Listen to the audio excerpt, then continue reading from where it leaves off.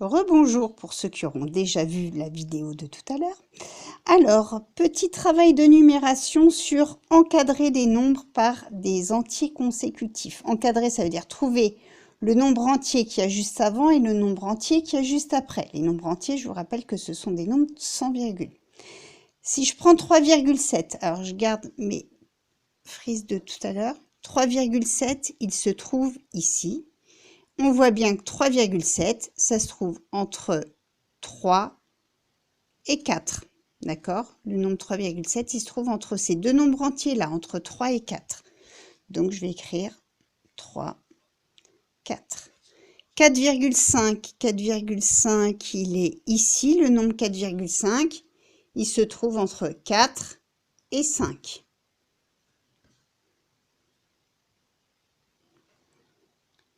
5,27. Alors 5,27, je ne peux pas le placer précisément, mais 5,27, ça veut dire 5, 2 dixièmes et 7 centièmes. 5, 2 dixièmes, c'est là. Là, c'est 5,2, d'accord?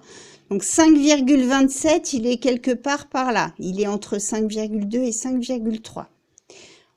Bon, pas besoin d'être précis. Ce qui est sûr, c'est que les deux nombres entiers qui l'encadrent, ce sont 5 et 6, d'accord, puisqu'il est par là. Donc, ça se trouve entre 5 et 6. Or, ce qu'on remarque, c'est qu'en fait, le nombre entier qui se trouve juste avant, ben là, ça correspond à la partie entière du nombre. 3, 3, 4, 4, 5, 5, ce qui est logique, puisque 3,7, ça veut dire 3 plus un petit peu. 4,5, c'est 4 plus un petit peu. Donc, c'est pour ça qu'on retrouve ces nombres-là. Et celui qui est là, ben, c'est celui qui suit celui-là. Si j'ai 3 là, j'ai 4. Si j'ai 4, j'ai 5. Si j'ai 5, j'ai 6. Donc, je fais des exemples avec ceux-là sans la frise. Là, ma partie entière, c'est 12. Donc, ça veut dire que ça va être un peu plus grand que 12 et que ça sera plus petit que 13. Ça va se trouver entre 12 et 13.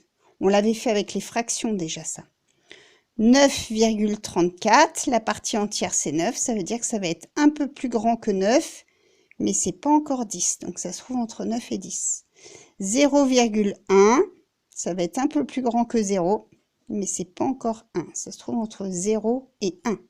Voilà, et vous devez vous retrouver avec des nombres entiers et des nombres entiers qui se suivent. Si ici j'ai 52, ici j'ai 53, si ici j'ai 25, ici j'ai 26, d'accord? Ça doit être des nombres qui se suivent.